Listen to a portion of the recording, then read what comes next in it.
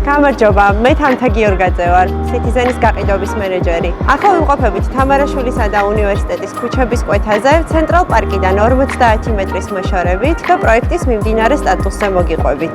Citizen ცენტრალ პარკის პროექტი 4 საცხოვრებელ ბლოკსა და 1 ბიზნეს თაუერს მოიცავს. ამ ეტაპზე სამუშაოები აქტიურ ფაზაშია. D-ბლოკში დასრულებულია ინაბეტონისა და ფილის მოწყობა, მიმდინარეობს ფასადის და ბინების ტიხრების სამუშაოები.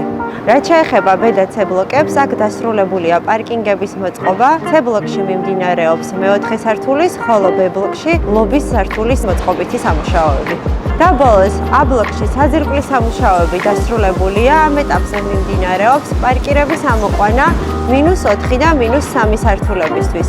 საცხოვრებელი ბლოკების დასრულების პერიოდი არის 2026 წლის დეკემბერი.